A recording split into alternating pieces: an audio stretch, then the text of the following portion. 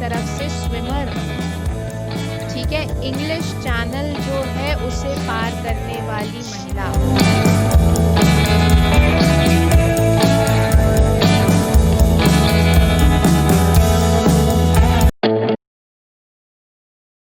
नमस्कार, आदाब, सत श्री अकाल, जय हिंद। मैं चांदी महिंद्रा स्वागत करती हूँ आप सबका महिंद्रास के ऑफिशियल यूट्यूब चैनल पर। और बज चुके हैं सुबह के 6:30 और हमारे करंट अफेयर्स के शो का बिल्कुल क्या हो चुका है, समय हो चुका है। और आज दिन की बात करें तो आज है 4 नवंबर और वेडनेसडे है आज भाई, ठीक है ना। जल्दी जल्दी जो है टाइम क्या होता जा रहा है, गुजरता जा रहा है और दीपावली जो है पास में आती जा रही, तो फेस्टिव सीजन पास में आ गया है।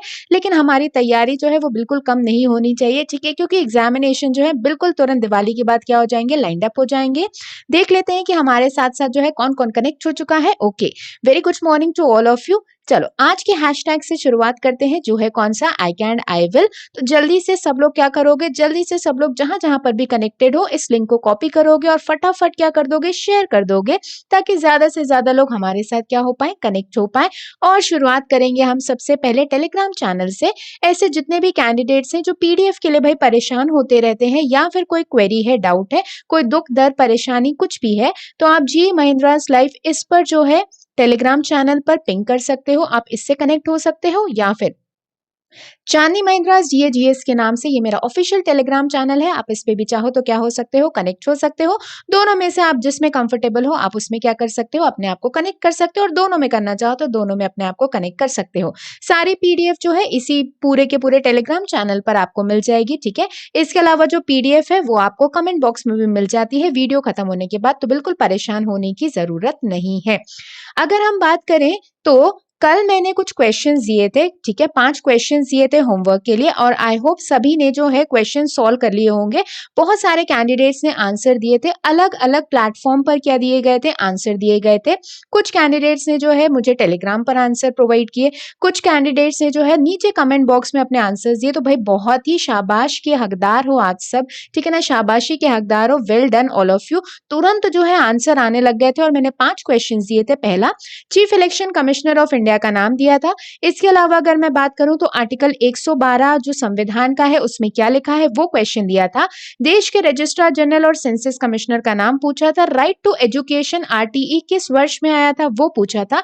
और जो पोषण अभियान, पोषण माह हम करते रहते हैं, पोषण वीक करते रहते हैं, ठीक है ना, तो पोषण में पोषण का फुल फॉर्म दिया था। ये गवर्नमेंट की एक स्कीम है। तो जल्दी से देख लेते हैं भाई, सबसे तेज और सबसे सही आंसर अलग अलग प्लेटफॉर्म से मैंने ढूंढे कैंडिडेट्स को, और सबसे सही और सबसे तेज आंसर जिन लोगों ने निकाले हैं जल्दी से उन लोगों का नाम देख लेते हैं। और सब लोग जो है बिल्कुल उन सब के लिए तालियां बजा देना, आप सब जो है तालियों के हकदार हो। और सबसे तेज आंसर दिया है, देखो टाइम भी मेंशन्ड है, ठीक है ना, कोई चीटिंग नहीं हुई है, कुछ नहीं हुआ है। सबसे तेज आंसर दिया है वेल डन सपना मैम, ठीक है। इसके बाद अगर हम बात करें, खुशबू मैम ने जो है आंसर प्रोवाइड किया था। इसके अलावा रवि सर ने अपना आंसर प्रोवाइड किया था, well done Ravi Kumar sir. Harshita Devani ma'am, बहुत बढ़िया Harshita Devani ma'am, well done. Saurabh sir जो है उन्होंने आंसर प्रोवाइड किया था टेलीग्राम चैनल पर, वेरी गुड सौरभ सर। इसके अलावा जीए महिंद्रास लाइव पर जो है प्रीति मैम ने अपना आंसर शेयर किया था, वेल डन प्रीति मैम। स्मृति मैम ने अपना आंसर शेयर किया था 7:30 से पहले, जैसे ही जो है पूरा का पूरा जो है लेक्चर खत्म हुआ था तुरंत जो है आंसर्स आने लग गए थे, वेल डन स्मृति मैम। अगर हम बात करें अभ्यास गौतम सर ने अपना आंसर जो है वो प्रोवाइड किया था टेलीग्राम चैनल पर, परफेक्ट अभ्यास सर। शिखा मैम ने अपना आंसर जो है वो शेयर किया था टेलीग्राम पर, बहुत बढ़िया शिखा मैम। इसके अलावा जीएस का जो ग्रुप है उसमें अगर मैं बात करूं तो भीम भैया ने अपना आंसर जो है वहां पर प्रोवाइड किया था। तो मैंने अलग अलग जरिए निकाल लिए थे, ठीक है, जिन लोगों ने आंसर जो है सबसे तेज और सबसे सही आंसर दिए हैं। खैर आंसर तो आप सबने ही दिए थे, लेकिन बात हुई थी कि सबसे तेज आंसर कौन देता है। बहुत सारे कैंडिडेट्स में बाद में वीडियो देखा तो उन्होंने बाद में आंसर्स प्रोवाइड किए थे। भाई आप सब जो है बिल्कुल क्लैपिंग के हकदार हो, ठीक है ना, अपलोड के हकदार हो। तो सब लोग जो है भाई एक बार इन सब के लिए क्या कर दीजिएगा, क्लैप कर दीजिए सबके सब कमेंट बॉक्स में। तो फटाफट दूसरों को अप्रिशिएट करोगे, दूसरों के जो है अप्रिसिएशन करोगे तो आपको भी एक दिन क्या मिलेगी, अप्रिसिएशन मिलेगा, बिल्कुल। तो सब लोग जो है जल्दी से इन्हें कॉन्ग्रेचुलेट कर दो, वेल डन। सपना जहां मैम, खुशबू शाह, रवि कुमार सर, हर्षिता देवानी, सौरभ सर, स्मृति झा मैम, अभ्यास गौतम, शिखा कुमारी मैम, इसके अलावा अगर मैं बात करूं प्रीति मैम, और जीएस ग्रुप पे जिन्होंने अपना आंसर दिया था भीम भैया, उन्हें जो है बहुत बहुत congratulations, very good, well done. I hope कि बाकी कैंडिडेट्स जो हैं आज के क्वेश्चंस को सबसे तेज आंसर देंगे, ताकि कल जो है उनका नाम जो है बिल्कुल स्क्रीन पर क्या किया जाए, पेश किया जाए। तो well done all of you, thank you so much all of you for providing such quick and right answers. ठीक है, ये आपके प्रैक्टिस के लिए है, आप थोड़ी बहुत इन्फॉर्मेशन क्या करते हो, इसी बहाने ढूंढ लेते हो। नहीं तो हम क्या करते हैं, जैसे ही सेशन खत्म होता है तो कॉपी बंद करके हम रख देते हैं। ठीक है, इसी बहाने 5-10 मिनट जो है थोड़ी बहुत सारी चीजें आप क्या कर लेते हो, ढूंढ लेते हो इंटरनेट पर। चलो, तो आज के इंस्पिरेशनल कोट से चालू करते हैं, और आज का इंस्पिरेशनल कोट आ रहा है स्क्रीन पर, वो ये है, आज हिंदी में लिया है इंस्पिरेशनल कोट। जिंदगी का रास्ता बना बनाया नहीं मिलता, जिसने जैसा रास्ता बनाया उसे वैसी ही मंजिल मिली है। ठीक है, तो इसीलिए अपना रास्ता जो है वो सही बनाना है, और उसी रास्ते पर क्या करना है, आगे बढ़ते हुए काम करना है। इधर उधर जो है रास्ता भटकना नहीं है कि इस गली चले गए, उस गली चले गए। ठीक है, और इधर उधर ताका झाकी नहीं करनी, अपने रास्ते पर क्या करते रहना है, चलते रहना है, क्योंकि हम जैसा रास्ता बनाएंगे वैसे ही मंजिल हमें मिलेगी। तो अपने मंजिल को देख लो कि मंजिल क्या तय की है आपने, उसी हिसाब से अपने रास्ते को क्या करो, पूरी तरीके से फॉलो करते जाओ। इधर उधर कभी भी क्या नहीं होना है, हमें भटकना नहीं है। ठीक है, तो हम जैसा रास्ता बनाएंगे हमें मंजिल भी वैसे ही मिलेगी, ये डेफिनेटली है, ये बिल्कुल सही बात होती है। चलो, आप जो है आज कोई इंपॉर्टेंट डे नहीं है अकॉर्डिंग टू आवर लिस्ट। ठीक है, तो आगे बढ़ते हैं, और अगर आगे हम बात करें तो पहले जो है एक बार क्या करेंगे भाई, हम क्विक रिवीजन करेंगे 3 नवंबर का। ठीक है ना, तो लास्ट जो न्यूज है, लास्ट डे की न्यूज है, उसका एक बार क्विक रिवीजन कर लेते हैं, क्या क्या इंपॉर्टेंट रहा है, और कुछ ऐसी न्यूज जो हमसे छूट गई हो उसका भी हम क्या कर लेंगे, क्विक रिवीजन कर लेंगे। पहला, Indian Institute of Science and Research and Development Center of Indian Oil Corporation Limited signed MOU for hydrogeneration technology. Indian institute of science Bengaluru और इंडियन ऑयल कॉरपोरेशन लिमिटेड के बीच में एक समझौता ज्ञापन पर हस्ताक्षर किए गए हैं, जिसमें ये दोनों ही मिलकर हाइड्रोजन जनरेशन टेक्नोलॉजी पर क्या करेंगी, पूरी तरीके से काम करेंगी, जिससे एयर पॉल्यूटेंट्स को रोका जा सके और हवा को क्लीन बनाया जा सके। इसके अलावा Chief Justice of India Sharad Bobde ji inaugurates India's first ever e-resource center न्याय कौशल, that is virtual court in Nagpur. Bharat के मुख्य न्यायाधीश बोबडे जी ने नागपुर में भारत के ई रिसोर्स सेंटर न्याय कोश का उद्घाटन किया है। तो सबसे पहला जो है न्याय कौशल नाम का एक ई रिसोर्स सेंटर है, मतलब पूरी तरीके से एक ई कोर्ट में ये काम करेगा। सारे केसेस जो है इलेक्ट्रॉनिक फॉर्म में क्या किए जाएंगे, बिल्कुल फाइल किए जाएंगे। नेक्स्ट जो इंपॉर्टेंट पॉइंट रहा कल के न्यूज का, Government provided 670 crores to regional rural banks to meet regulatory capital requirement. विनियामक पूंजी की आवश्यकता को पूरा करने के लिए क्षेत्रीय ग्रामीण बैंकों को सरकार ने 670 करोड़ रुपए प्रदान किए हैं। अगर मैं बात करूं तो गवर्नमेंट ने आरआरबी को, क्षेत्रीय ग्रामीण बैंकों को 670 करोड़ रुपीस जो है वो दिया है। किस लिए दिया है भाई, उसके रेगुलेटरी कैपिटल रिक्वायरमेंट को पूरा करने के लिए, विनियामक पूंजी की आवश्यकता को पूरा करने के लिए। अब ये रेगुलेटरी कैपिटल रिक्वायरमेंट क्या होती है, ये ऐसी पूंजी होती है जो रखनी पड़ती है ताकि आने वाले रिस्क से, जोखिम से क्या किया जा सके भाई, बचा जा सके। तो ग्रामीण बैंकों को जो है पूंजी की जरूरत है ताकि आने वाले समय में वो रिस्क में जाकर जो है बंद ना हो जाए, डूब ना जाए। इस वजह से उनको क्या किया गया है, उनको पैसा दिया गया है। तो रेगुलेटरी कैपिटल रिक्वायरमेंट का मतलब कि आगे फ्यूचर में आने वाले जोखिम से कितना बच सकते हो और कितनी पूंजी अपने पास रिजर्व है, उसे दर्शाता है रेगुलेटरी कैपिटल रिक्वायरमेंट। नेक्स्ट, पेरिसिमिलिटा अगाटी and Urancidella arborescens, new species of shrimp discovered from Lakshadweep Island, that is in India. Perisimilla agassiz और Eucharydella arborescens नई स्पीशीज श्रिम्प की भारत के लक्षद्वीप द्वीप समूह में खोजी गई है। तो नीचे आप ये स्क्रीन पर देख रहे हो, ये एक श्रिम्प है। श्रिम्प मतलब क्या होता है, एक झींगा है। ठीक है, इसकी एक नई प्रजाति, नई स्पीशीज जो है उसकी खोज हुई है। कहाँ पर खोज की गई है, ये नए तरीके की श्रिम्प की स्पीशीज मिली है, प्रजाति मिली है झींगा की। और कहाँ पर मिली है भाई, अगाती आइलैंड में। अगाती आइलैंड कहाँ पर है, लक्षद्वीप में। ठीक है, अगाती कहाँ पर है, लक्षद्वीप में। ये ग्रुप ऑफ आइलैंड्स है, कहाँ पर लोकेटेड है, लक्षद्वीप में। लक्षद्वीप की कैपिटल क्या है, कावरत्ती है लक्षद्वीप की कैपिटल। ठीक है, एक यूनियन टेरिटरी है हमारे देश की। तो यहाँ पर जो है एक नई तरीके की स्पीशीज मिली है। भाई नाम बड़ा ही कठिन है। ठीक है, पेरिसिमिला एगेटी और यूराकेडिला आर्बिसिसिस, ठीक है, ये नई स्पीशीज जो है उसकी खोज की गई है कहाँ पर, लक्षद्वीप आइलैंड में खोज की गई है। ये किसकी नई स्पीसीज है, श्रिम्प की, झींगा की एक नई जो है प्रजाति मिली है। इसके अलावा अगर हम बात करें, Hamilton wins Emilia Romagna grand prix for the 93rd formula 1 win, Mercedes wins 7 consecutive constructors title. Hamilton ने 93वीं F1 जीत के लिए एमिलिया रोमांग्ना ग्रैंड प्री जीता है और मर्सिडीज की ये लगातार 7वीं खिताब है। तो अगर मैं बात करूं लुइस हैमिल्टन की, तो लुइस हैमिल्टन का ये 93rd विक्ट्री है, ठीक है। उन्होंने कौन सा ग्रैंड प्री जीत लिया है, एमिलिया रोमांग्ना ग्रैंड प्री जो है उसे जीत लिया है इन्होंने, और इसी सीक्वेंस में मर्सिडीज की ये 7वीं क्या है खिताब रहेगा, कंसेक्यूटिव लगातार ये 7वां खिताब रहेगा मर्सिडीज का।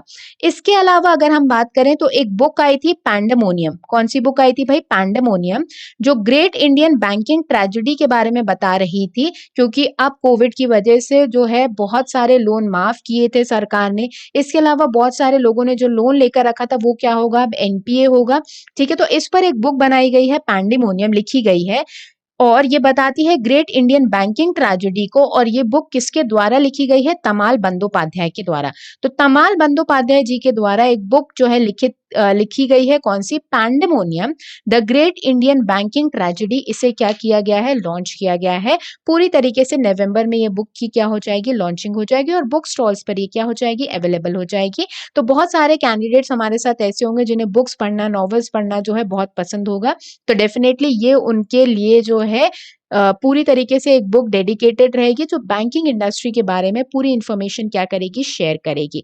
अब आज की न्यूज पर आते हैं, और आज है 4 नवंबर, और इंपॉर्टेंट न्यूज के बारे में अगर हम बात करें तो union minister of youth affairs and sports minister Kiran Rijiju virtually inaugurated Sports Authority of India new regional center in Zikarpur, Punjab, which will now act as the main SAI centers for the Northern Belt of India. केंद्रीय युवा कार्यक्रम और खेल मंत्री किरण रिजिजू जी ने virtual माध्यम से पंजाब के जीकरपुर में भारतीय खेल प्राधिकरण साई के नए क्षेत्रीय केंद्र का उद्घाटन किया है। ये क्षेत्रीय केंद्र अब भारत के उत्तरी हिस्से के लिए मुख्य साई केंद्रों में से एक का रूप ले लेगा। तो अगर हम बात करें तो एक नया स्पोर्ट्स अथॉरिटी ऑफ इंडिया का एक रीजनल सेंटर ओपन किया गया है, कहां पर, जिकरपुर में, जो लोकेटेड है पंजाब में, ठीक है। और ये जो सेंटर रहेगा स्पोर्ट्स अथॉरिटी ऑफ इंडिया का, अगर हम बात करें भारतीय खेल प्राधिकरण का, तो ये नदर्न बेल्ट की बात की गई है, ठीक है। कहाँ की बात की गई है, नदर्न बेल्ट में। नदर्न बेल्ट ऑफ इंडिया में ये अपने आप में सबसे इंपॉर्टेंट सेंटर की तरह काम करेगा, रीजनल सेंटर, जहां पर स्पोर्ट्स पर्सन्स को, कोचेस को क्या प्रोवाइड की जाएगी, ट्रेनिंग प्रोवाइड की जाएगी। अगर किसी को याद होगा तो हाल ही में जो है sports authority of India Sai ने अपना नया लोगो क्या किया था, लॉन्च किया था, ठीक है। साई ने अपना नया लोगो क्या किया था, लॉन्च किया था। Sports authority of India Sai का हेडक्वार्टर कहां पर है भाई, न्यू दिल्ली में है। स्पोर्ट्स अथॉरिटी ऑफ इंडिया का हेडक्वार्टर कहां पर है, न्यू दिल्ली में है।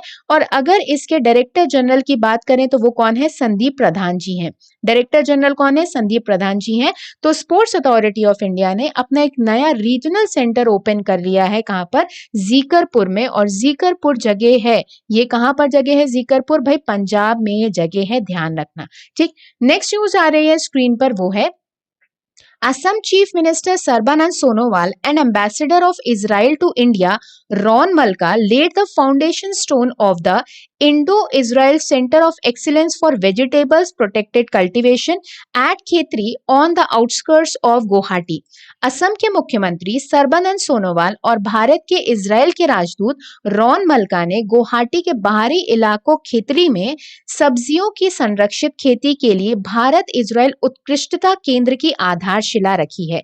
तो इम्पोर्टेंट क्या है, अगर हम बात करें असम, ठीक है, असम और इजराइल की अगर हम बात करें तो दोनों ने मिलकर एक सेंटर ऑफ एक्सीलेंस बनाने की बात कही है, ठीक है। एक Indo Israel centre of excellence बनेगा, और इस सेंटर ऑफ एक्सीलेंस में क्या होगा, एग्रीकल्चरल को टेक्नोलॉजी के तहत क्या किया जाएगा, पूरी तरीके से बढ़ाया जाएगा। तो इजरायली टेक्नोलॉजी का इस्तेमाल करके असम सरकार जो है अपनी एग्रीकल्चर पूरे के पूरे प्रोडक्शन को क्या करेगी, बढ़ाएगी, ठीक है। तो एग्रीकल्चर प्रोडक्शन को बढ़ाने के बारे में बात हुई है कि किस तरीके से एग्रीकल्चर को बूस्ट किया जा सकता है। ये पूरा का पूरा प्रोजेक्ट 10.33 करोड़ रुपीस का ये पूरा का पूरा प्रोजेक्ट है, जिसमें भारत और इजराइल मिलकर काम करेगी। इजरायली टेक्नोलॉजी का इस्तेमाल करके कृषि का उत्पादन क्या किया जाएगा, बढ़ाया जाएगा। अगर हम बात करें इजराइल की, तो फटाफट मुझे जो है कमेंट बॉक्स में इजराइल की क्या लिखकर बता दोगे भाई, कैपिटल और करेंसी लिखकर बता दोगे। ठीक है, फटाफट कमेंट बॉक्स में इजराइल की क्या लिखकर बता दोगे, कैपिटल और करेंसी। चलो मैं कैपिटल तो लिख देती हूँ, शेकेल है। करेंसी जो है आप लोग लिखकर बता दोगे किसमें, कमेंट बॉक्स में। और इजराइल में एक लैंग्वेज बोली जाती है, अक्सर आती रहती है, वो क्या है, हेब्रू। ठीक है, हेब्रू जो भाषा है वो भी कहां पर बोली जाती है, इजराइल में। तो ध्यान क्या रखना है, असम और इजराइल मिलकर एक्टिविटीज बढ़ा रही हैं एग्रीकल्चर सेक्टर में। कृषि का उत्पादन बढ़ाने के लिए दोनों कंट्रीज मिलकर एक सेंटर ऑफ एक्सीलेंस का क्या करेंगी, निर्माण करेंगी। कहां पर, गुवाहाटी में। ठीक है ना, कहां पर निर्माण करेंगे इस सेंटर ऑफ एक्सीलेंस का, गुवाहाटी में, जिससे इजरायली टेक्नोलॉजी का इस्तेमाल करके कृषि को बढ़ाया जा सके, एग्रीकल्चर को बूस्ट दिया जा सके। नेक्स्ट न्यूज आ रही है स्क्रीन पर। The competition commission of India has approved the acquisition of general insurance business of Bharti AXA by ICICI Lombard. भारतीय प्रतिस्पर्धा आयोग CCI ने भारत एक्सा के साधारण बीमा कारोबार का ICICI लोम्बार्ड द्वारा अधिग्रहण करने के सौदे को मंजूरी दे दी है। तो बात क्या की गई है कि जनरल इंश्योरेंस बिजनेस जो है भारतीय एक्सा का, ठीक है ना, ये दोनों अब क्या करेंगे, मिलकर काम करेंगे। तो ICICI लोम्बार्ड भी एक जनरल इंश्योरेंस कंपनी है, भारतीय एक्सा की बात करें तो ये भी एक जनरल इंश्योरेंस कंपनी है। जनरल इंश्योरेंस का मतलब है कि ICICI लोम्बार्ड कोई लाइफ इंश्योरेंस कंपनी नहीं है, ये इंश्योरेंस देती है गाड़ी का इंश्योरेंस, ठीक है ना, आग लग गई उस समय इंश्योरेंस। तो ICICI और भारतीय एक्सा दोनों के बीच में क्या हो रहा है, एक्विजिशन हो रहा है। ठीक है, इस एक्विजिशन में क्या है कि भारतीय एक्सा के साधारण बीमा कारोबार का ICICI लोम्बार्ड द्वारा अधिग्रहण करा जाएगा। ठीक है ना, तो भारतीय एक्सा का जो है अधिग्रहण करेगा, एक्विजिशन करेगा कौन, ICICI लोम्बार्ड जो है उसका क्या करेगा, अधिग्रहण करेगा। अगर मैं बात करूं ICICI लोम्बार्ड की, तो ICICI बैंक जो है उसी का एक विंग है, इंश्योरेंस कंपनी के तौर पर काम करता है। क्या, ICICI लोम्बार्ड जो है वो काम करता है। और भारतीय एक्सा जो जनरल इंश्योरेंस है ना, इसकी टैगलाइन याद रखना, सुरक्षा का नया नजरिया। ठीक है, और इसका हेडक्वार्टर कहां पर है, मुंबई में। सुरक्षा का नया नजरिया इसकी टैगलाइन है, हेडक्वार्टर कहां पर है, मुंबई में। और ICICI लोम्बार्ड जो है उसका हेडक्वार्टर भी कहां पर है, मुंबई में। और इसकी टैगलाइन क्या है, निभाए वादे। ठीक है, इसकी टैगलाइन क्या है, निभाए वादे। और अगर मैं बात करूं भारतीय एक्सा जनरल इंश्योरेंस की, तो इसके CEO का नाम है संजीव श्रीनिवासन जी। ठीक, संजीव श्रीनिवासन जी, ध्यान रखना इसे। और ICICI लोम्बार्ड की अगर हम बात करें तो ICICI लोम्बार्ड के जो है उनका नाम है भार्गव दास गुप्ता। उनका नाम क्या है, भार्गव दास गुप्ता जी हैं। ठीक है, तो दोनों जो है इंपॉर्टेंट रहेंगे, इसीलिए जो है बताना जरूरी था। तो एक्विजिशन हो रहा है general insurance business of Bharti AXA का, किसके द्वारा एक्वायर किया जा रहा है, इसे ICICI लोम्बार्ड के द्वारा एक्वायर किया जा रहा है, अधिग्रहण किया जा रहा है। तो दोनों का हेडक्वार्टर मुंबई में है, दोनों के MD और CEO का नाम मैंने लिख दिया है, इसे ध्यान रखना। चलो नेक्स्ट न्यूज की तरफ बढ़ रहे हैं और वो आ रही है रिन्यूएबल एनर्जी मंत्रालय से। तो Indian renewable energy development agency that is IREDA signed a memorandum of understanding with the Ministry of New and Renewable Energy, Government of India, setting key targets for the year 2020-21। भारतीय नवीनीकरण ऊर्जा विकास agency limited IREDA ने भारत सरकार के नवीन और नवीनीकरण ऊर्जा मंत्रालय के साथ समझौते ज्ञापन पर हस्ताक्षर करते हुए वर्ष 2020-21 के लिए प्रमुख लक्ष्य क्या कर लिए हैं, निर्धारित कर लिए हैं। अब इसमें होगा क्या कि IREDA, ठीक है, IREDA जिसका फुल फॉर्म क्या है, Indian renewable energy development agency, इसने एक MOU साइन किया है, समझौता साइन किया है, किसके साथ, ministry of new and renewable energy के साथ। और मिनिस्टर कौन है, राजकुमार सिंह जी हैं, जिनका चुनावी क्षेत्र कॉन्स्टिट्यूएंसी क्या है, RR डिस्ट्रिक्ट बिहार का। ठीक है, तो IREDA ने MOU साइन किया है ministry of new and renewable energy के साथ, जिसमें ये दोनों मिलकर क्या करेंगे, काम करेंगे। और IREDA एक जो है बहुत बड़ी एक मिनी रत्न कंपनी है, ये क्या करेगी, रिन्यूएबल एनर्जी को बढ़ावा देगी, मतलब सोलर एनर्जी, विंड एनर्जी, इन सब को क्या देगी, बढ़ावा देगी, और सोलर पावर प्लांट्स में से इलेक्ट्रिसिटी ज्यादा से ज्यादा क्या करेगी, जनरेट करेगी। तो IREDA देश के लिए वैसे भी बहुत इंपॉर्टेंट है, बहुत सारे जो हैं प्रोजेक्ट्स IRDA के अंतर्गत चल रहे हैं, जिसमें ये रिन्यूएबल एनर्जी मिनिस्ट्री का जो है पूरा का पूरा क्या कर रही है, सहयोग कर रही है। जैसे कि हम बात करें 2022 तक सरकार का टारगेट है कौन सा, रूफटॉप प्रोजेक्ट का, ठीक है, रूफटॉप प्रोजेक्ट का, जिसमें रूफ सोलर प्रोजेक्ट लगाने हैं, ठीक है। तो रूफ टॉप प्रोजेक्ट का, जिसमें रूफ सोलर प्रोजेक्ट जो है लगाने हैं, सोलर पावर प्लांट्स लगाने हैं, और उसके जरिए सरकार का टारगेट है कि 40 गीगावाट की एनर्जी क्या करनी है, जनरेट करनी है। इसके अलावा हाल ही में आया था एक ग्रीन विंडो प्रोग्राम, ठीक है, हाल ही में आया था एक ग्रीन विंडो प्रोग्राम, जिसमें भी बात की गई थी कि रेन्यूएबल एनर्जी के थ्रू, ठीक है, ऊर्जा विकास जो है नवीनीकरण के थ्रू इसे क्या किया जाएगा, पूरी तरीके से लागू किया जाएगा। तो ग्रीन विंडो प्रोग्राम में भी रेन्यूएबल एनर्जी की बात हुई थी, सोलर एनर्जी, विंड एनर्जी, इन सब के बारे में बात हुई थी कि कैसे हम इनसे ज्यादा से ज्यादा क्या कर सकते हैं, इलेक्ट्रिसिटी जनरेट कर सकते हैं। तो जनवरी 2020 में इस प्रोग्राम को भी लॉन्च किया गया था, ठीक है। इसे ही IREDA ने ही बहुत सारी कंट्रीज के साथ मिलकर क्या किया था, स्टार्ट किया था। और इसके अलावा भाई इंडिया जो है इंटरनेशनल सोलर अलायंस का मेंबर है। इंटरनेशनल सोलर अलायंस का हेडक्वार्टर भी कहाँ पर है, गुरुग्राम हरियाणा में है। तो रेन्यूएबल एनर्जी जो है वो बहुत इंपॉर्टेंट है आज के समय में, ठीक है। तो रेन्यूएबल एनर्जी के through solar energy, wind energy, biomass, इनसे जो है जितनी ज्यादा इलेक्ट्रिसिटी जनरेट हो पाए उतना ही देश के लिए क्या रहेगा, अच्छा रहेगा। तो IREDA ने रेन्यूएबल मिनिस्ट्री के साथ समझौते पर हस्ताक्षर किए हैं, जिसमें जो रेन्यूएबल मिनिस्ट्री के जितने भी टारगेट हैं उसे अचीव करने में ये क्या करेगा, पूरी तरीके से सरकार की मदद करेगा। और ये एक मिनी रत्न कंपनी के तहत क्या करता है, काम। नेक्स्ट न्यूज आ रही है स्क्रीन पर, स्काइलो, the world's first and most affordable end-to-end solution connecting machine and sensor data via satellite, announced that Neelam Dhawan has joined the company board of directors. दुनिया की पहली और सबसे किफायती एंड टू एंड सोल्यूशन जो कि satellite के जरिए मशीन और सेंसर डेटा कनेक्टिंग का काम करने वाली बात करें कंपनी है स्काइलो, उसने ये घोषणा की है कि वो नीलम धवन को कंपनी के निर्देशक मंडल बोर्ड ऑफ डायरेक्टर्स में क्या कर रही है, शामिल कर रही है।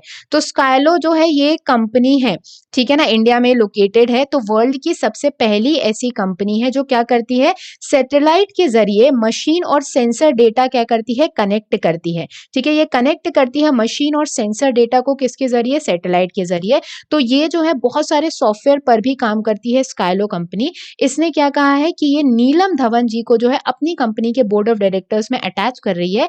नीलम धवन जी की अगर मैं बात करूं तो ये ऑलरेडी ICICI बैंक के भी बोर्ड ऑफ डायरेक्टर्स में है। तो बहुत सारी कंपनीज के इंपॉर्टेंट पोस्ट पर ये ऑलरेडी कार्यरत हैं। तो इन्होंने भी, स्काइलो ने भी नीलम धवन को अपने कंपनी के बोर्ड ऑफ डायरेक्टर्स में क्या कर लिया है, शामिल कर लिया है। भाई टैलेंट की तो हर जगह कद्र होती है, इसलिए हमेशा क्या बनना चाहिए, टैलेंटेड बनना चाहिए, ठीक है, कि आपके पास जो है बहुत सारी क्या हो, बिल्कुल अपॉर्चुनिटीज हो। वैसे आप लोग भी भाई एग्जाम में इतने अच्छे से पढ़ना है कि जनवरी, फरवरी, मार्च तक आपके पास 2-3 कॉल लेटर्स हो, तो आप जो है चुन सको कि हमें कहाँ पर जाना है, ठीक है ना। तो ऐसे बहुत टैलेंटेड लोग हैं देश में, दुनिया में, जो इंडिया का नाम क्या कर रहे हैं, रोशन कर रहे हैं। नेक्स्ट अगर हम बात करें, न्यूज आ रही है मिशन सागर।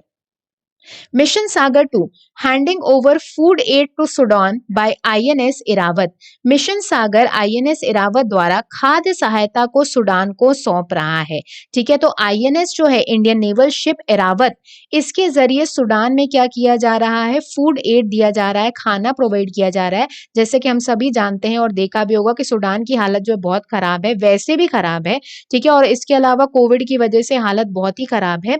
तो ये जो मिशन सागर है, इसके जरिए INS इरावत जो इंडियन नेवल शिप है, ये खाना प्रोवाइड कर रहा है, मेडिसिन प्रोवाइड कर रहा है और जरूरत की चीजें भेज रहा है, कहां पर, सूडान में। अच्छा, भारत सरकार का ये मिशन सागर है क्या, उसे जल्दी से एक बार जो है क्या कर लेते हैं, देख लेते हैं। सागर प्रोग्राम, सरकार की अगर मैं बात करूं तो मोदी जी ने 2015 में ये सागर नाम का एक शब्द लेकर आए थे, वो जिसका फुल फॉर्म था security and growth for all in the reason.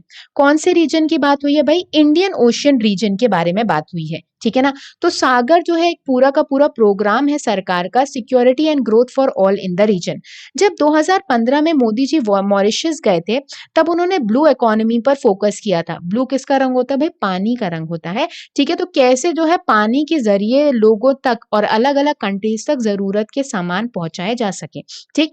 तो ये एक मैरीटाइम इनिशिएटिव है जिससे मरीन सबमरीन्स के थ्रू इंडियन ओशन रीजन के जितनी भी कंट्रीज हैं, आप यहाँ पे मैप पर देख रहे हो, इंडियन ओशन रीजन की जो कंट्रीज हैं वहां पर शांति बनाए रखना, स्थिरता बनाए रखना, ठीक है। और इंडिया के साथ जो है अच्छे संबंध बना के रखने के लिए ये पूरा का पूरा प्रोग्राम क्या किया गया था? लॉन्च किया गया था, जिसमें प्रॉपर नियम बनाए जाए, इंटरनेशनल नियम बनाए जाए कि कैसे कैसे मरीन से पनडुब्बियों को या बोट्स को आने जाने की इजाजत मिलेगी, ठीक है। और आपस में ये कंट्रीज मिलकर जो है क्या बना सके? कोऑपरेशन और आपस में जो है शांति बनाकर रख सके। तो 2015 में सागर प्रोग्राम की शुरुआत हुई थी, ठीक है। तो इंडियन ओशन रीजन में जितनी भी कंट्रीज आती हैं वहां पर क्या जरूरत का सामान पहुंचाना और आपस में कंट्रीज एक दूसरे की क्या करेंगी? मदद करेंगी।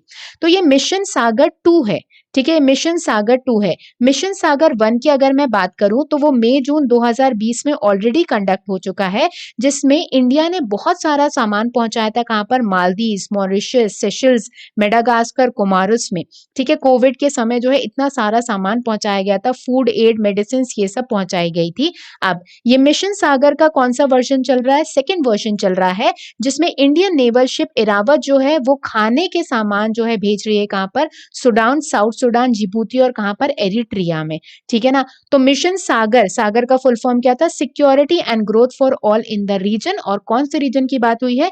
इंडियन ओशन रीजन के बारे में बात की गई है, ठीक। तो मिशन सागर अपने आप में इंपॉर्टेंट है, बहुत सारी कंट्रीज जो हैं वहां तक सामान पहुंचाया जा रहा है इस मिशन के थ्रू। नेक्स्ट न्यूज की तरफ बढ़ते हैं भाई। एक ऑबिचुअरी आ रही है, मोदी जी ने जो है ट्वीट करके अपना कॉन्डोलेंस दिया है। Renowned violinist T N. Krishnan dies in Chennai at 92। प्रसिद्ध वायलिन वादक टी.एन. कृष्णन का 92 वर्ष की आयु में चेन्नई में क्या हो गया है? निधन हो गया है। तो रिनाउंड तो कौन थे? वायलिन बजाते थे, ठीक है ना। वायलिन बजाते थे, नाम क्या था? टी.एन. कृष्णन। इनका जो है हाल ही में क्या हो गया? निधन हो गया है। तो हमारे एग्जामिनेशन पॉइंट ऑफ व्यू से ये इंपॉर्टेंट रहेगा कि टी.एन. कृष्णन जी जो है किस से जुड़े हुए थे, किस जो है अगर मैं बात करूं तो क्या जो है वो प्ले करते थे, तो क्या प्ले करते थे? वायलिन प्ले करते थे। उनका हाल ही में क्या हो गया है? निधन हुआ है। नेक्स्ट जो इंपॉर्टेंट बुक है, एक तो हमने पैंडेमोनियम देखी थी, अब till we win, book on कोविड-19 by AIIMS director to release in November 2020। Till we win, AIIMS निर्देशक द्वारा कोविड-19 पर पुस्तक जो है वो लिखी गई है, जो नवंबर में जारी की जाएगी। तो all India institute of medical sciences के डायरेक्टर के द्वारा ये बुक लिखी गई है, टिल वी विन, ठीक है, जब तक हम जीत ना जाएं। और ये बुक जो है 3 लोगों ने मिलकर लिखी है। पहली बात तो इस बुक को लिखा है एम्स के डायरेक्टर रणदीप गुलेरिया ने, ठीक है। 2 और डॉक्टर्स के साथ मिलकर इस बुक को लिखा गया है, और वो 2 और डॉक्टर्स कौन कौन है? अगर हम बात करें, चंद्रकांत लहरिया और गगनदीप कांग, ठीक है। चंद्रकांत लहरिया और गगनदीप कांग, इन 3 लोगों ने मिलकर इस बुक को लिखा है, टिल वी विन। लेकिन जो शुरुआत की थी वो किसने की थी? एम्स के डायरेक्टर ने, जिनका नाम क्या है? रणदीप गुलेरिया जी, ठीक है। तो टिल वी विन जो है बुक इंपॉर्टेंट रहेगी हमारे एग्जामिनेशन पॉइंट ऑफ व्यू से। नेक्स्ट, छोटे छोटे पॉइंट्स में मैंने न्यूज को क्या कर लिया? डिवाइड कर लिया है। जो न्यूज जो है हमारे लिए इंपॉर्टेंट है एग्जामिनेशन के लिए, लेकिन बहुत डिटेल्स हम ना भी करें तो चल जाएगा, लेकिन थोड़ी थोड़ी चीजें इंपॉर्टेंट है। वो है क्या? जॉन मागोफुली, ठीक है, मूंगफली मत पढ़ना, ठीक। जॉन मागोफली जो है उन्हें दूसरी बार तंजानिया का क्या बना दिया गया है? प्रेसिडेंट बना दिया गया है, ठीक। तंजानिया की कैपिटल क्या है? डोडोमा। करेंसी क्या है? शिलिंग है। ईस्ट अफ्रीकन कंट्री है। और यहाँ पे एक इंपॉर्टेंट राष्ट्रीय उद्यान है सेरेंगेटी, न्यूज में बना रहता है, ठीक है। तो जॉन मागोफुली को जो है तंजानिया का दूसरी बार राष्ट्रपति बना दिया गया है, प्रेसिडेंट बना दिया गया है। इसके अलावा अगर हम बात करें जितेंद्र सिंह जी की, जो union minister of development of north eastern region है, पूर्वोत्तर राज्य को जो देखते हैं पूरी तरीके से, जिन्हें कौन सी मिनिस्ट्री कहा जाता है? डोनेर मिनिस्ट्री कहा जाता है। तो जितेंद्र सिंह जी ने इनॉग्रेट की है मनसार लेक, ठीक है। और ये मनसार झील जो है लेक है कहाँ पर, जम्मू एंड कश्मीर में। यहाँ पर जो है बहुत सारे टूरिस्ट आते हैं, करोड़ों में टूरिस्ट आते हैं। तो उसके डेवलपमेंट के लिए, उसके विकास के लिए जो है क्या किया है, एक प्रोग्राम इनॉग्रेट किया है। ठीक है, मनसार लेक डेवलपमेंट प्लान, जिसमें मनसार लेक जो कहाँ पर लोकेटेड है, जम्मू एंड कश्मीर को, उसे क्या किया जा सकेगा, रेनोवेट किया जा सके, ताकि और टूरिज्म जो है वो बढ़ सके। तो इंपॉर्टेंट क्या रहेगा कि मनसार लेक जो है वो कहाँ पर लोकेटेड है, तो कहाँ पर है भाई, जम्मू एंड कश्मीर में। इसके अलावा जम्मू एंड कश्मीर में हमने बहुत सारे नेशनल पार्क्स भी देखे हैं, जैसे डचीगम हो गया, किश्तवाड़ हो गया। ठीक है, इसके अलावा सलीम अली नेशनल पार्क हो गया, ये सब भी कहाँ पर है, जम्मू एंड कश्मीर में है। नेक्स्ट बात करें, union minister of state for education launch a self help website Bandhu for students of IIT Bombay. तो आईआईटी बॉम्बे के स्टूडेंट्स के लिए एक सेल्फ हेल्प वेबसाइट बना दी गई है बंधु नाम की, जिसमें आईआईटी बॉम्बे के स्टूडेंट्स उस वेबसाइट में जाकर अपने मेंटल स्ट्रेस को क्या कर पाएंगे, पूरी तरीके से दूर कर पाएंगे। मतलब क्वेश्चंस जो है वो डाल पाएंगे कि उन्हें क्या क्या प्रॉब्लम है। इसके अलावा जो है बहुत सारे लोग वहां पे जुड़े रहेंगे, जिससे वो लोग उनको क्या दे पाएंगे, काउंसलिंग दे पाएंगे। ठीक है, तो आईआईटी बॉम्बे के स्टूडेंट्स के लिए जो है सेल्फ हेल्प वेबसाइट बना दी गई है, कौन सी, बंधु नाम की, जिसमें बहुत सारे लोगों से वो लोग कनेक्ट होकर अपनी प्रॉब्लम शेयर कर पाएंगे और कैसे उसे रिजॉल्व करना है, क्योंकि मेंटल स्ट्रेस बहुत होता है। ठीक है, वो लोग जो है ऐसे रिसर्च वर्क में रहते हैं या ऐसी पढ़ाई में रहते हैं जिस पर उनको मेंटल स्ट्रेस बहुत ज्यादा है, तो उन्होंने ही जो है उनके लिए बनाई गई है आईआईटी बॉम्बे के स्टूडेंट्स के लिए सेल्फ हेल्प वेबसाइट, जिसका नाम क्या है, बंधु है। इसके अलावा भाई बड़ा ही इंटरेस्टिंग सी एक न्यूज आई थी हाल ही में, जो है एक 16 साइक एस्टेरॉइड, ठीक है, एस्टेरॉइड जिसे क्षुद्र ग्रह कहा जाता है, वो जो है खोजा गया है, उसकी स्टडी की गई है, जो मार्स और जुपिटर के ऑर्बिट में क्या कर रहा है, पूरी तरीके से मूव कर रहा है।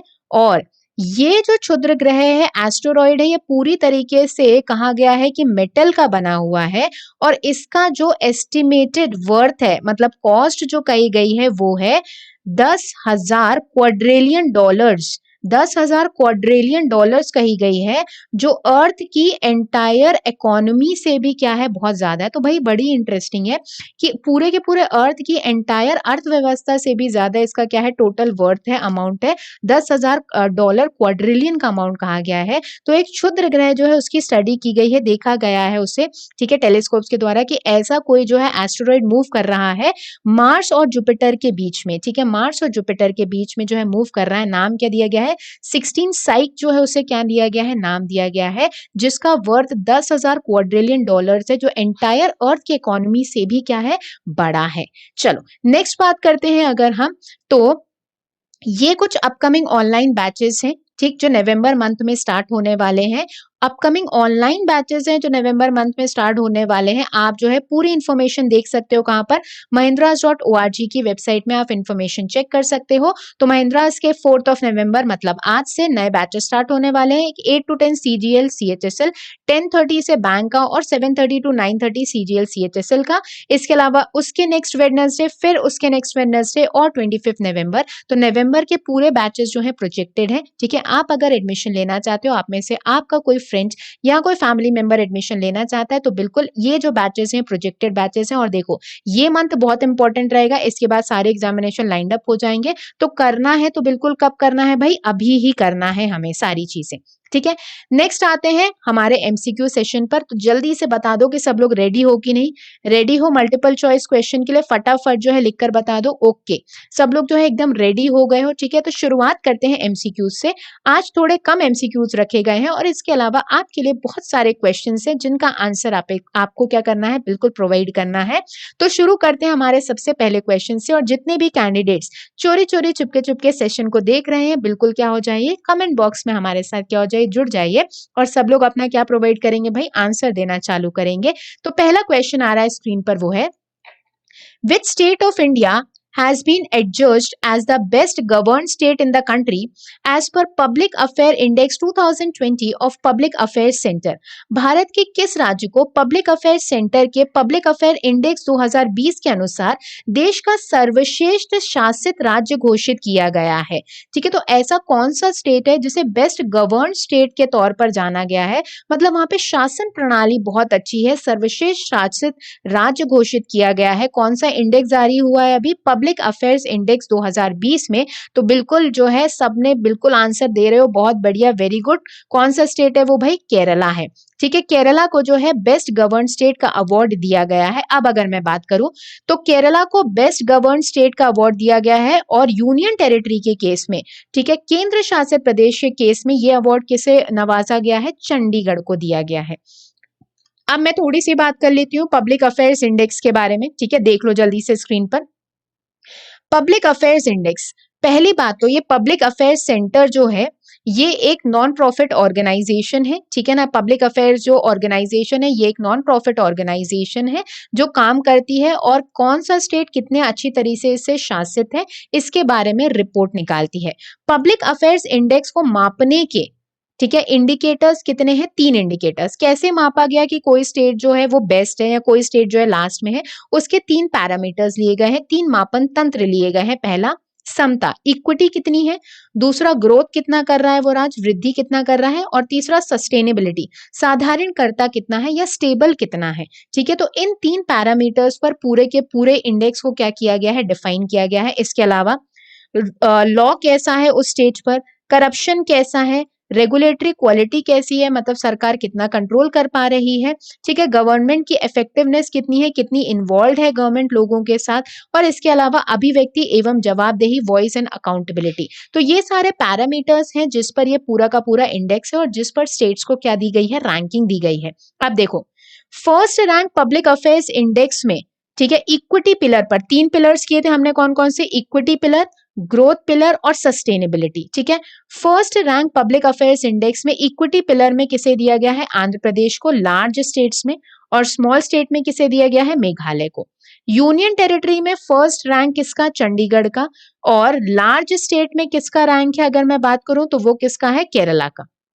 ठीक है, ये ग्रोथ पिलर है। ठीक है, ये कौन सा पिलर है? ग्रोथ पिलर में सबसे ज्यादा ग्रोथ किसने की है? केरला में।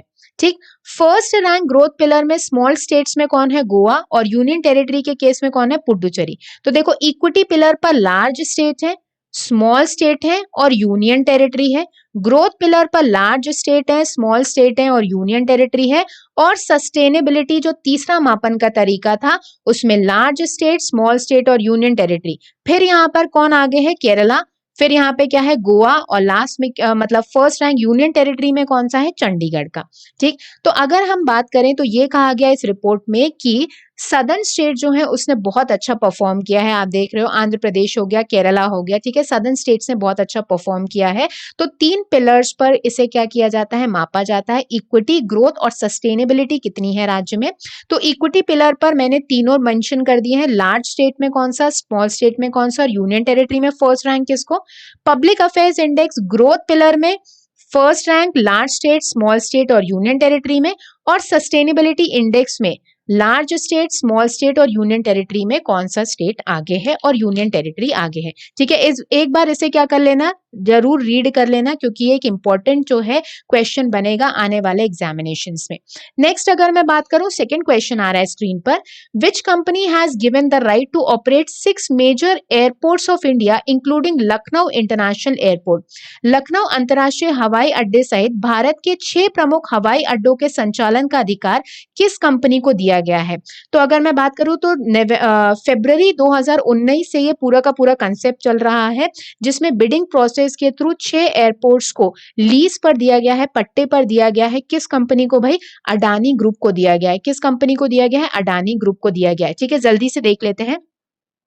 एयरपोर्ट अथॉरिटी ऑफ इंडिया ने लखनऊ एयरपोर्ट जो है अडानी ग्रुप को सौंप दिया है 50 सालों के लिए, 50 सालों की लीज के लिए। फरवरी 2019 से ये पूरा का पूरा जो है प्रोसेस चल रहा है, जिसमें सरकार ने 6 मेजर एयरपोर्ट्स, कहाँ के थे? लखनऊ, अहमदाबाद, जयपुर, बेंगलुरु, तिरुवनंतपुरम और गुवाहाटी। बिडिंग हुई थी, बोली लगी थी, जिसमें अडानी ग्रुप जो है सारे राइट जीत गया था। और 50 सालों के लिए पट्टे पर ये 6 एयरपोर्ट जो है किसको मिल गया? अडानी ग्रुप को। तो अडानी ग्रुप जो है, मतलब गौतम अडानी का जो अडानी ग्रुप है, वो इन 6 एयरपोर्ट्स को क्या करेगा? 50 सालों तक पूरी तरीके से क्या करेगा? कंट्रोल करेगा, रेनोवेट करेगा। ये सब काम कौन करेगा? अडानी ग्रुप। ठीक, अब अडानी ग्रुप और कहां पे इंपॉर्टेंट है? हुरून एक लिस्ट आई थी, ठीक है, हुरून लिस्ट आई थी जिसमें रिचेस्ट पर्सन्स के बारे में बताया गया था। ठीक है, रिचेस्ट पर्सन्स ऑफ इंडिया के बारे में बताया गया था। उस हुरून लिस्ट में पहले नंबर पर तो कौन थे? नो डाउट मुकेश अंबानी थे। दूसरे नंबर पर कौन थे? हिंदुजा ब्रदर्स, नाम सभी ने सुना होगा हिंदुजा ब्रदर्स का। ठीक है, तीसरे नंबर पर कौन थे? HCL के शिवनादर और उनका परिवार। और चौथे नंबर पर कौन थे? फोर्थ नंबर पर कौन थे? गौतम अडानी, अडानी ग्रुप और उनकी फैमिली। ये हुरून लिस्ट की रिचेस्ट पर्संस के रैंक थे। ठीक, इसके अलावा फोर्ब्स की जो लिस्ट आई थी, फोर्ब्स की लिस्ट में रिचेस्ट पर्सन इंडिया में, ठीक है, फोर्ब्स की लिस्ट में रिचेस्ट पर्सन इंडिया में पहले नंबर पर फिर से कौन थे भाई? अंबानी थे। ठीक है, दूसरे नंबर पर यहाँ पर कौन थे? अडानी थे। क्वेश्चन SBI में पूछा गया था हुरून लिस्ट का। ठीक है, दूसरे नंबर पर कौन थे? अडानी थे। और तीसरे नंबर पर यहाँ पे कौन थे? HCL के मालिक शिव नादर। ठीक है, तो हुरून लिस्ट में जो थे अडानी चौथे नंबर पर थे और फोर्ब्स की रिचेस्ट लिस्ट ऑफ इंडिया में अडानी दूसरे नंबर पर थे, गौतम अडानी। ठीक है, तो अडानी ग्रुप जो है वो अडानी ग्रुप एक कंपनी है 1988 में जो बनी, बहुत तेजी से आगे बढ़ गई, बहुत सारे फील्ड्स में डाइवर्सिफाइड हो गई। और लोकेटेड कहाँ पर है? अडानी का पूरा हेडक्वार्टर गुजरात में लोकेटेड है। ठीक है ना। नेक्स्ट आ रहा है third question, India's first e-resource center and virtual court has been launched in which city? Bharat का पहला ई संसाधन केंद्र और वर्चुअल कोर्ट जो है किस शहर में शुरू किया गया है? तो अभी हमने देखा था न्याय कोष के बारे में हमने बात की थी, कहां पर लोकेटेड था भाई? किस सेंटर, मतलब किस जगह पर जो है ये लोकेटेड था, किस सिटी में लोकेटेड था? बिल्कुल, तो किस सिटी में लोकेटेड था? आंसर आ गए हैं, very good all of you. कहां पर? नागपुर में लोकेटेड था। कहां पर? नागपुर में लोकेटेड था। ठीक है, नेक्स्ट क्वेश्चन आ रहा है, the capital and currency of Venezuela. Venezuela की आपको राजधानी और मुद्रा दोनों बतानी है, इनमें से कौन सा सही है? जल्दी से आंसर दे दो। वेनेजुएला की कैपिटल और करेंसी दोनों बतानी है, राजधानी और मुद्रा इनमें से बतानी है, कौन सी सही है? वेनेजुएला की कैपिटल और करेंसी, बहुत बढ़िया, सबके आंसर्स आने लग गए हैं, very good, perfect all of you. चलो जल्दी से आंसर देख लेते हैं, कौन सी है भाई? कैराकस, और करेंसी क्या है? बोलेवर है। ठीक है, मोंटोवीडियो और मोंटोवीडियो किसकी है? जल्दी से बता दो, मोंटोवीडियो किसकी है भाई? यूरुग्वे की है। ठीक है, मोंटोवीडियो जो है किसकी कैपिटल है? यूरुग्वे की है। लोम और रियाल कैपिटल करेंसी है किसकी? एक कंट्री है टोगो। मोगादिशु कैपिटल है और क्रोन करेंसी है कहाँ की भाई? सोमालिया की। ठीक है, कहाँ की है? सोमालिया की। तो वेनेजुएला की क्या है? कैराकस, और करेंसी क्या है? बोलेवर है। फिफ्थ क्वेश्चन आ रहा है स्क्रीन पर, Ali Aye Ligang is a folk dance of which state? Ali Aye Ligang किस राज्य का लोक नृत्य है? जल्दी से बता दो, अली ए लिगांग जो है किस राज्य का लोक नृत्य है? ये हार्वेस्ट फेस्टिवल के तौर पर मनाया जाता है, अली ए लिगांग। और नो डाउट ये कहाँ का होगा भाई? नॉर्थ ईस्टर्न का ही होगा। कहाँ का है? असम का। ठीक है, तो असम का ये एक फोक डांस फॉर्म है, अली ए लिगांग। इंपॉर्टेंट है, काफी बार जो है क्वेश्चन पूछा जा चुका है, इसलिए मैंने इसे भी क्या किया है? शामिल किया हुआ है। सिक्स्थ क्वेश्चन आ रहा है स्क्रीन पर, name the typhoon which recently hit the southern part of the Philippines main island of Luzon. उस टाइफून आंधी का नाम बताइए जिसने हाल ही में फिलीपींस के दक्षिण में लुजान के मुख्य द्वीप को मारा है। बहुत ज्यादा जो है डेवास्टेशन हुआ है, तबाही हुई है, बहुत सारे लोग जो है बेघर हो गए हैं। तो फिलीपींस में एक टाइफून आया है जिसे अभी तक का सबसे जो है बुरा या सबसे कह सके तो हजार्डियस टाइफून कहा गया है, हजार्डियस आंधी कही गई है। आंधी के साथ बारिश के साथ साथ ये सारी चीजें हुई हैं।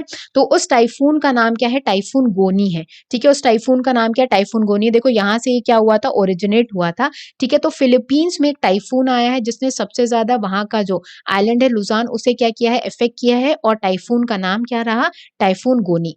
नेक्स्ट अगर हम बात करें, 7 क्वेश्चन आ रहा है स्क्रीन पर, The Research and Development Center of Indian Oil Corporation has collaborated with which institute for biomass gasification based hydrogen generation technology?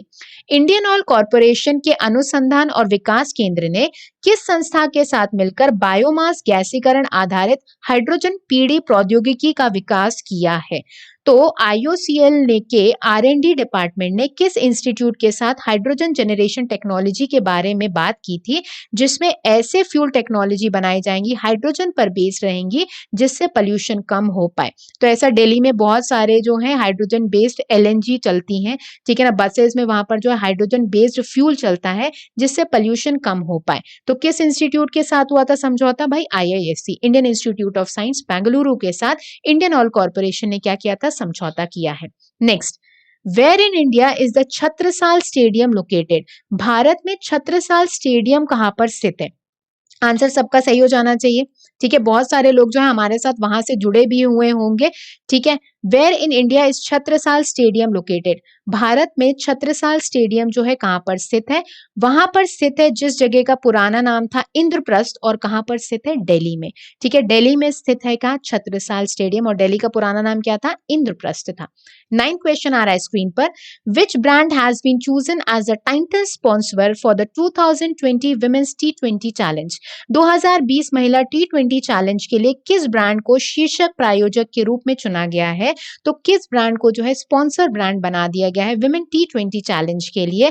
तो वो बना दिया गया है, बिल्कुल किसे बना दिया गया है भाई? जियो को। तेजी से बढ़ता हुआ जियो, उसे बना दिया गया है क्या? टाइटल स्पॉन्सर बना दिया गया है, स्पॉन्सरशिप करेगा विमेन T20 चैलेंज को। 10 question. How many Indian states and union territories observe their foundation day on 1st of November? भाई बड़ा इंटरेस्टिंग क्वेश्चन है। 1 नवंबर को कितने भारतीय राज्य और केंद्र शासित प्रदेशों ने अपना स्थापना दिवस मनाया है? तो 1 नवंबर को भारत के कितने राज्य और केंद्र शासित प्रदेश यूनियन टेरिटरी अपना स्थापना दिवस मनाते हैं? तो हाल ही में किन किन इंडियन स्टेट्स ने और यूनियन टेरिटरीज ने अपना जो है फाउंडेशन डे मनाया है? तो सबको पता है मध्य प्रदेश ने भी मनाया है, छत्तीसगढ़ ने भी किया है, ठीक है ना। इसके अलावा और भी यूपी रहा हमारे पास, हरियाणा रहा, ऐसे कितने स्टेट्स और यूनियन टेरिटरीज रहे? तो बिल्कुल कितने रहे भाई? 8 स्टेट्स और 5 यूनियन टेरिटरी। कितने रहे? 8 स्टेट्स और 5 यूनियन टेरिटरीज रहे। देख लेते हैं आठों स्टेट्स, ठीक है, कौन कौन से हैं।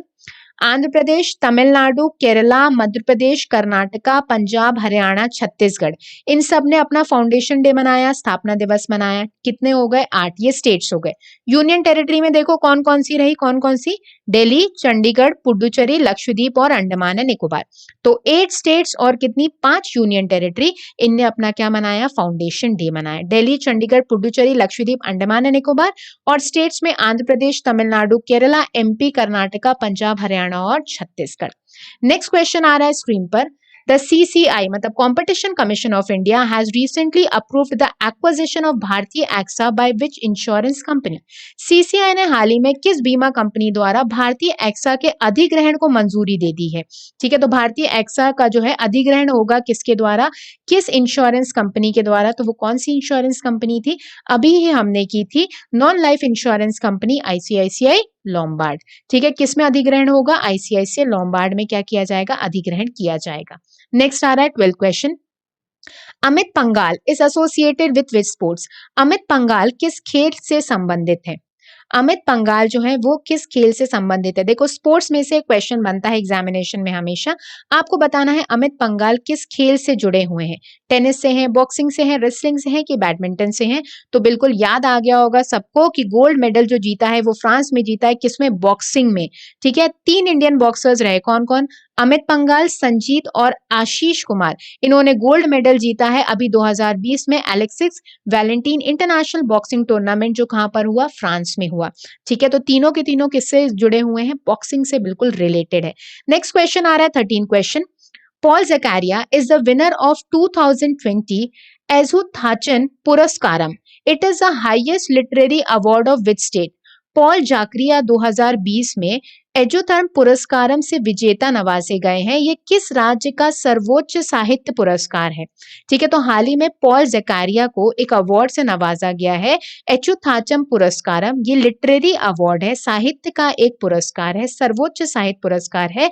किस राज्य का पूछा गया है?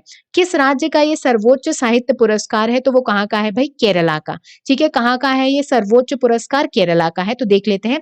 नोटेड मलयालम राइटर, ये मलयालम राइटर है Paul Zacharia, has been selected for 2020 अच्युतम Puraskaram for his contribution to Malayalam literature during the past 5 decades. तो पिछले 50 सालों से जो है इनका पूरा योगदान रहा है मलयालम लिटरेचर में, उसके लिए इन्हें ये अवार्ड दिया गया है। तो ध्यान क्या रखना है, एच्युथाचम पुरस्कारम जो है किस राज्य का सबसे बड़ा अवार्ड है, सर्वोच्च साहित्य पुरस्कार है, तो कहाँ का है भाई? केरला का ये अवार्ड है। इसके अलावा इंडिया का कौन सा है?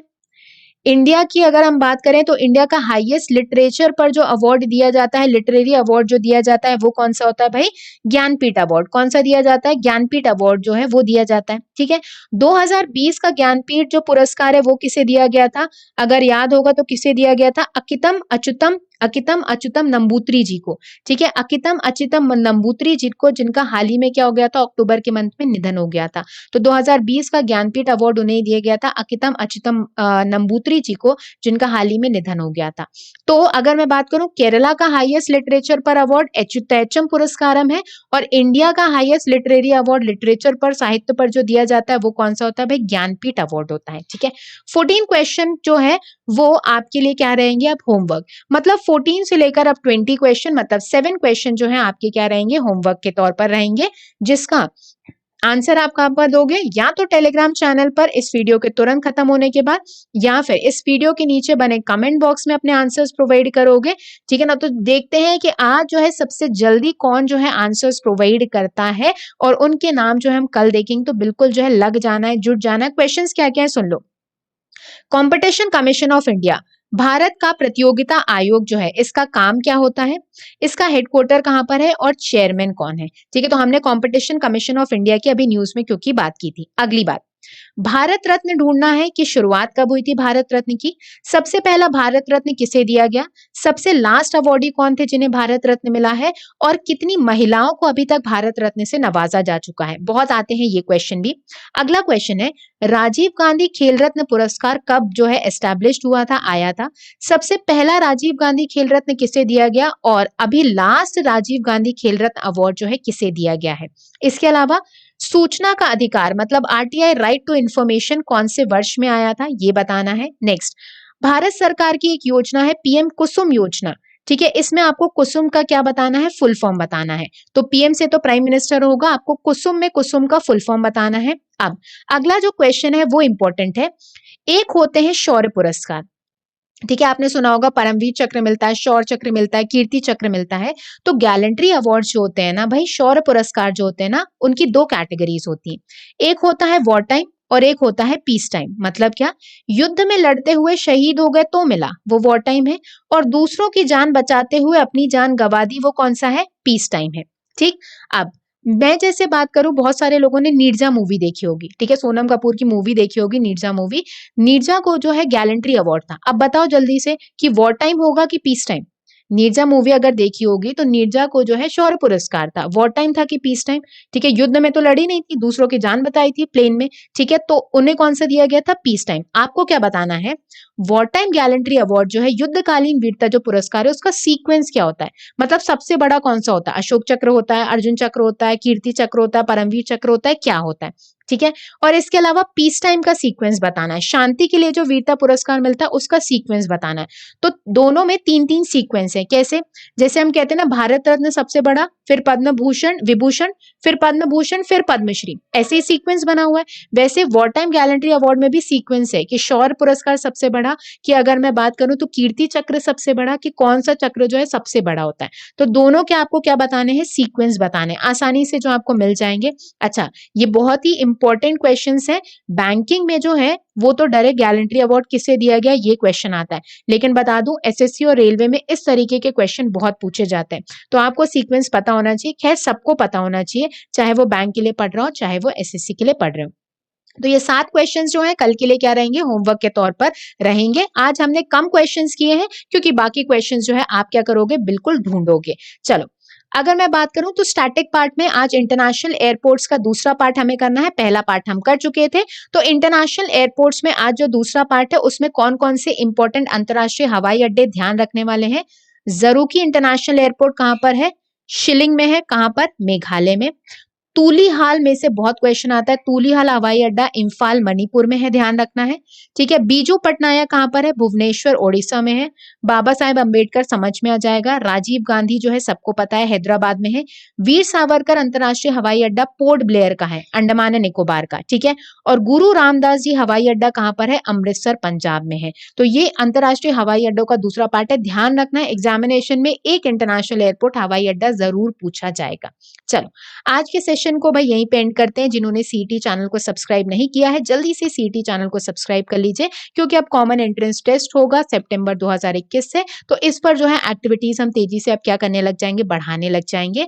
और आज के सेशन को यहीं पे एंड करते हैं। Thank you very much to all of you. जो नए कैंडिडेट्स हमारे साथ जुड़े हुए थे, जल्दी से चैनल को क्या कर दीजिएगा सब्सक्राइब, और सब लोग जाते जाते सेशन को क्या करते जाइएगा लाइक, और आंसर्स जो है आ जाने चाहिए, चाहे टेलीग्राम चैनल पर, चाहे आप जो है इसी वीडियो के नीचे इसको खत्म होने के बाद आप कमेंट बॉक्स में शेयर करो। देखते हैं कौन सबसे फास्ट और सबसे सही आंसर दे पाता है।